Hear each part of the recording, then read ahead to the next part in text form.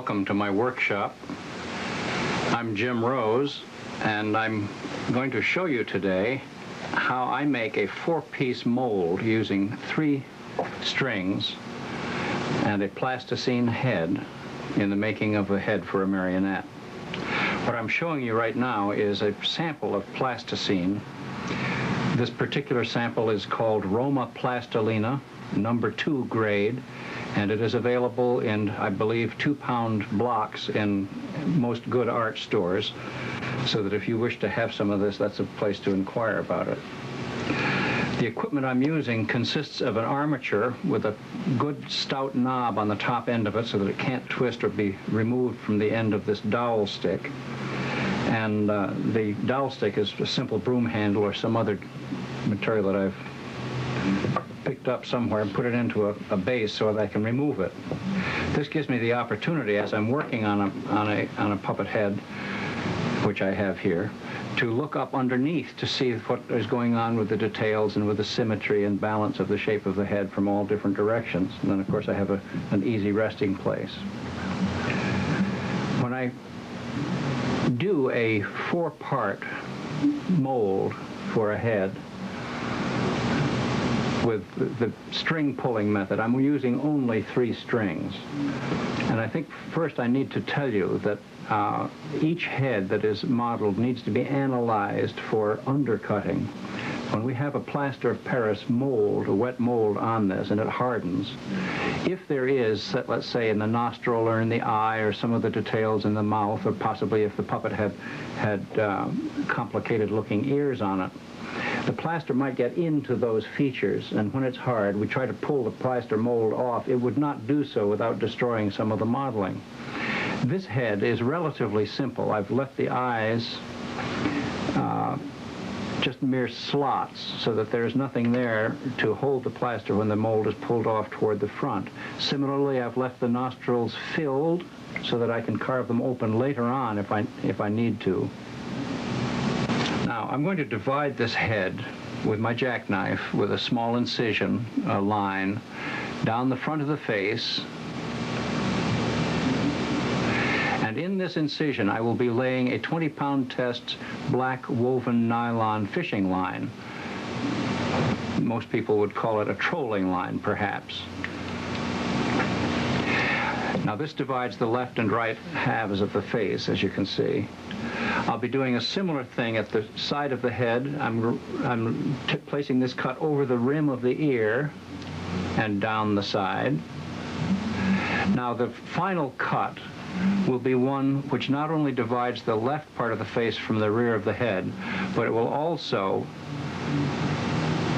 when I continue it on the top of the head, give me a cap piece. Now, this string will run, the slot for it, that is, will run across the front of the face, crossing the front string, crossing the string over the right ear, running around the rear of the head, and when we come back to the position over the left ear, notice that the line continues across itself. Now, I'm going to put in a string on the front of the face.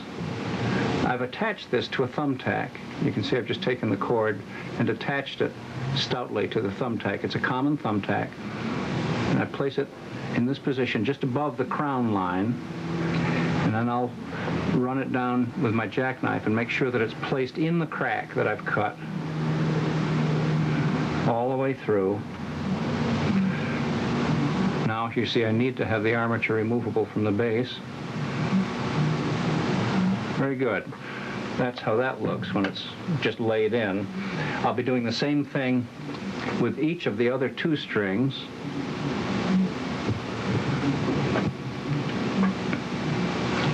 The 2 shorter strings are being placed first so that the long string, which runs around the crown of the head and passes down over the left ear, will cover slightly the tack end of each of these strings.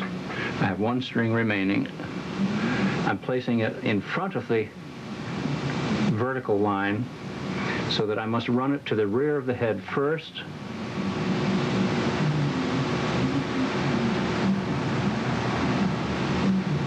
twisting the model in the armature base. It's crossing each of these strings in turn as it comes to them. Then it crosses itself before it descends over the left ear.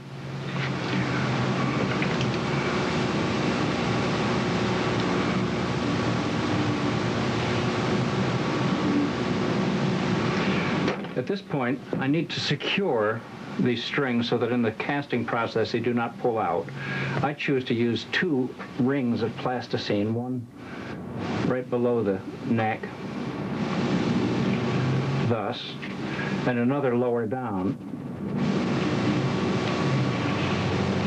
Now, because I'm going to be working live in wet plaster when I finish this project, I need to remember absolutely which string is to be pulled first, otherwise I'll be caught in a disastrous calamity. Now, I'm ready to mix my plaster. At this point, I have made an estimate of the amount of water I need, which when mixed with plaster will cover this head to a thickness of approximately 1 inch, perhaps 3/4 of an inch. That is a guess, pretty much, but it's an educated guess on my part. Now I'm just going to drop the plaster of Paris into the water quite rapidly, not just all in one lump, however. At this point, I have, I think, about 20 minutes time before I have to be finished with the molding process. Now, I have only to mix this, taking care that I don't leave any air bubbles. You can see that I've driven some dry plaster below the surface, so there are going to be bubbles in that plaster, at least for the time being. Now, I'm going to be cutting the plaster with this spatula in an effort to smooth it out and make sure that I don't have a lot of dry spots or bubbles in the plaster. As you can see now, I've removed most of the bubbles by tapping this 1-gallon milk container that I'm using, and I'm ready to begin the casting process. The very first thing I do is to immerse the head in the plaster, then take it out and blow on it. And as you can see, right here, there are some little spots of dryness where the plaster did not quite take to the plasticine. I'm going to re-immerse it and make sure I have total coverage of all of the important modeled areas in the head.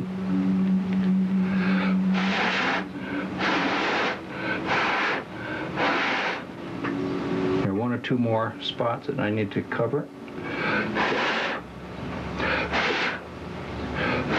Now you can see that the face is completely covered with plaster and that there are no air bubbles that will change the modeling of the face when the plaster has hardened.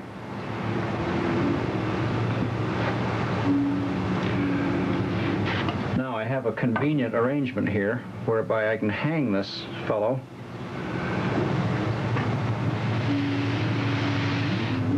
facing toward me.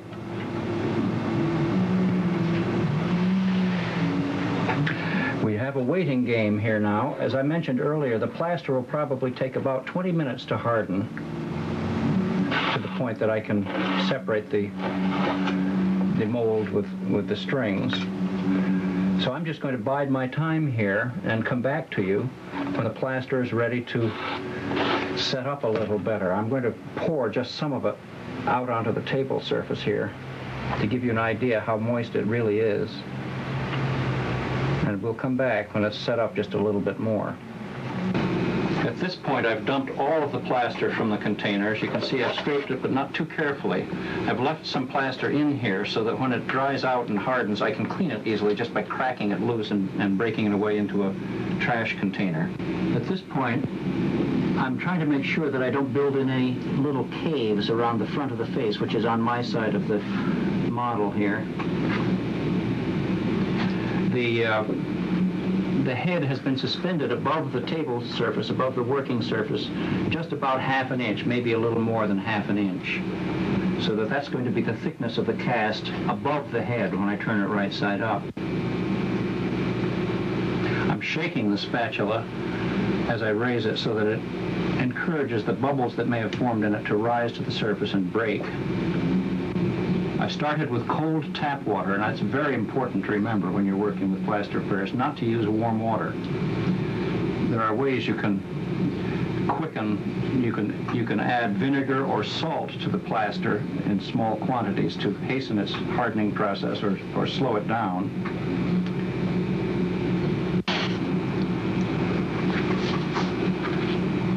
This is a very important stage now where it's very easy to shape the plaster and move it around. I just chop and scoop and slash and smooth. The mold is the plaster. The cast is the finished product, which will be made of plastic wood or another wood putty, kind of a substitute for plastic wood, which has recently come on the market. This is looking pretty nice.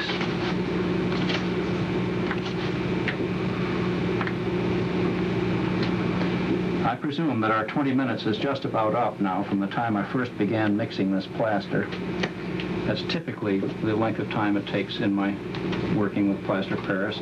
I imagine the temperature and the humidity have some effect on that time, so you may want to run a test batch in your own shop before you get serious about it. Now, I'm going to remove the armature from the support mechanism here, turn it right side up. Now the puppet is supposedly facing me, and I have to remember to pull the piece from his left ear, which I take to be this one. I'm going to pull it up and wave it back and forth so that the finished plaster mold will be keyed. Notice that I'm waving it up and down, and I'm coming to the thumbtack, and I don't want to pull that out.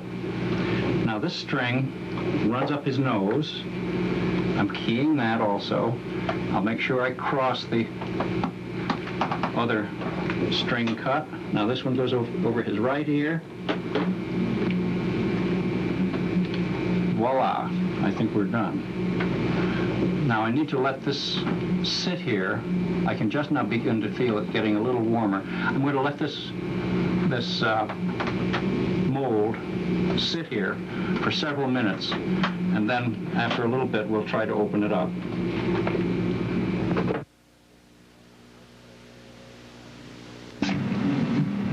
At this point, I've determined that the plaster mold is probably hard enough for me to begin opening it, and I'm going to insert a mutilated table knife into one of the cracks and tap it lightly.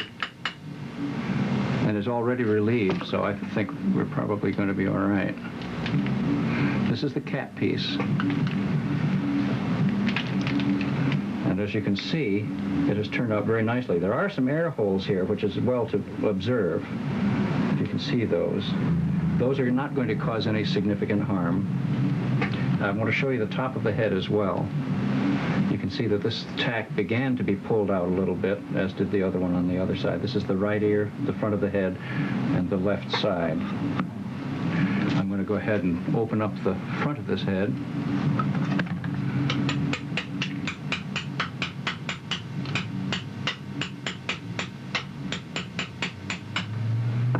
Now, it's just moved slightly, so I know that it's loose. We'll look together and see whether we have a goodie here. Yes, we do. Even though there is some residue of plaster on the head, I can tell that this mold is a successful one. I'll hold it up where you can see it. You can see that the forms and features of the face are indeed imprinted in the inside of this mold. I'm going to remove the rest of the pieces, and then we can proceed to show how to put a plaster cast into use to make a final product which is going to be made of plastic wood or wood putty. It's also necessary, I think, to trim the edges of the molds so that they don't break off easily. And at this point, it's probably the best time to do it. Just scrape the very sharp edges down on the outsides of the mold, not on the inside where they bear against the modeling of the head, but just along the outside edges.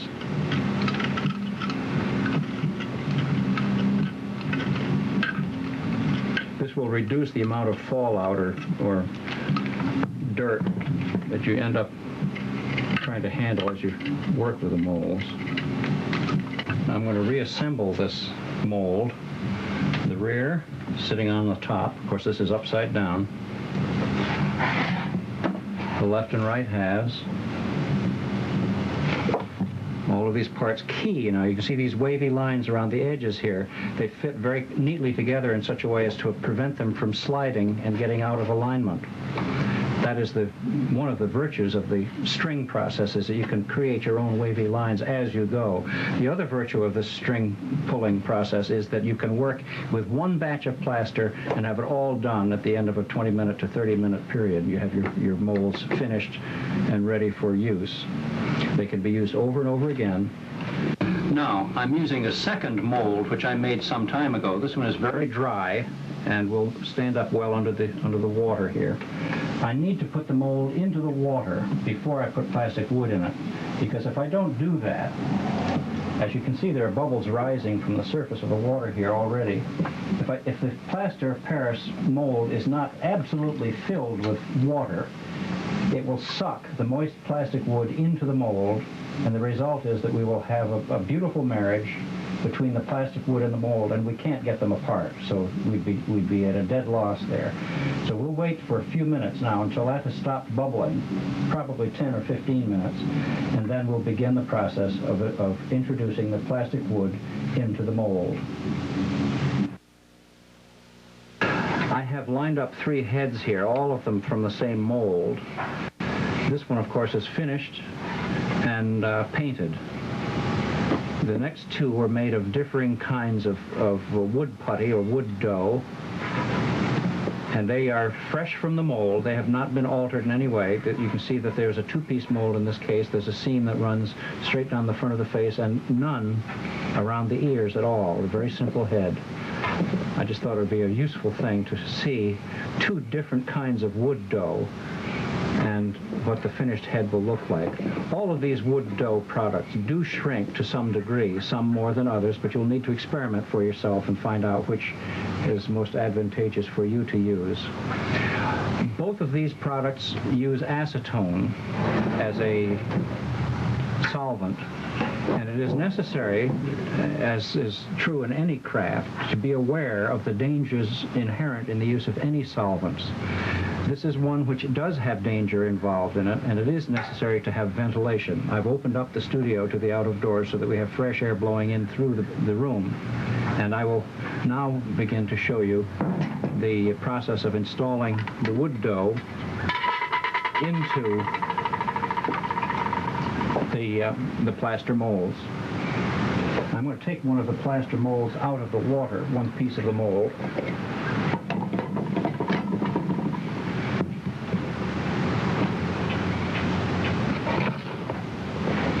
This is the back. Here's the cap piece. The right and left sides of the face. And I know that they do fit properly, just checking once. I'll set those aside and begin by wetting my hands thoroughly so that when I take the plastic dough, the wood dough, out of the can, it will avoid sticking to my hand to some degree. Water is the only separator I know of that is possible to use successfully with this wood dough. Now my plan is to pack the stuff into the mold about 1/4 of an inch thick, possibly a little thinner than that. So much in each piece.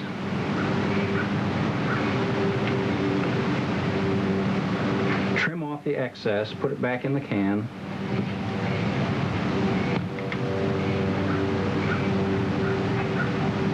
Now I'm trying to feel my way around to know just how thick to make this.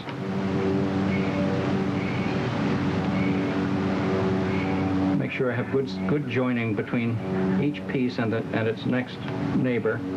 I'm referring to the plastic wood dough now. I'm breaking off the part that will stick outside the mold. Having done that to one piece, I'll now proceed off camera to fill each of the pieces with plastic wood, and then we'll come back and show you how to assemble the whole thing together. that. Now, I'm going to put this in the bucket of water at my feet. And I want you to understand that the plastic wood will lose its solvent. It will harden underwater. It need not be air dried at the beginning. In fact, it's dangerous to air dry because it would be absorbed by the plaster. Now that'll stay there for overnight, and sometime tomorrow I'll be able to get to it.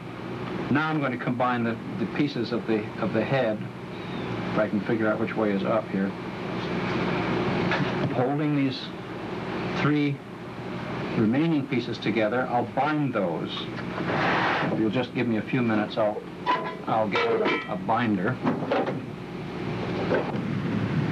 There we go, that's nice and tight. And I believe the pieces can be seen inside. You can see there's a separation here along that edge where the left ear, the nose is in this position, the left ear is under this line.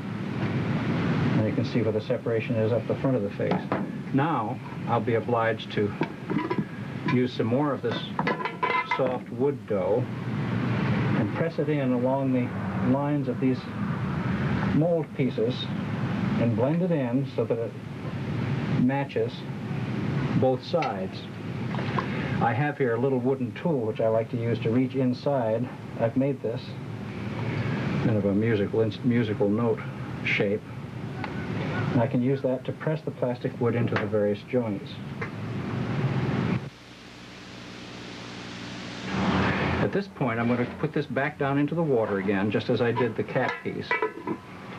And I'll need to be careful introducing the water into the inside of that head so that it doesn't collapse the plastic wood away from the walls of the mold. Now that stays there for 24 hours before we take it out.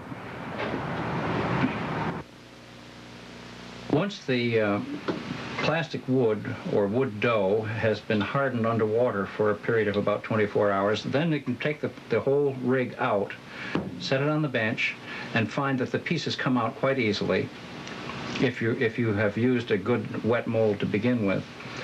This piece has been drying for a day since it was taken out of the water, so this is quite hard and dry and brittle. And the same is true of this piece as well. The edges are yet to be trimmed, which I can of course do with the jackknife. You can see here there's a generous overlap of material around the crown of the head. I'll just remove that.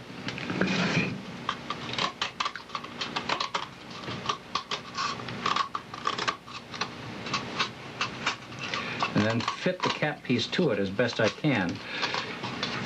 Remember that the wood dough, or putty, will shrink perhaps as much as 10%. So the result is that you're going to have some difficulty in adjusting the cap piece to fit the rest of the head. That's not a bad fit, really. I don't need to make it a perfect fit because what I'm going to do is to introduce some fresh wood dough into this crack all around the head, and it can fill in any discrepancies that I may have created or which may have happened accidentally. This has been generously dosed with acetone and is a nice soft consistency. And as you can see, I'm working it up onto the edge of the headpiece here. And I'll then take the cap piece and squish it down on top of what I've built up.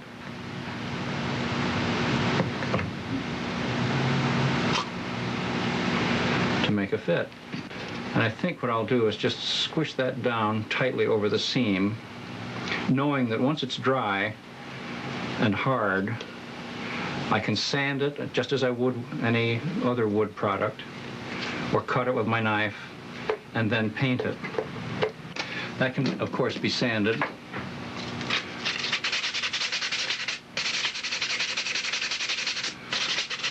To a desired finish.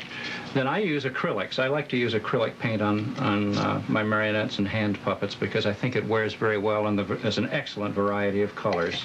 And that should take you through most of the critical steps in the process of making a marionette head or hand puppet head with a 3-string four-piece mold process in plaster of Paris, and the final product in a wood putty or plastic wood material. Good luck to you.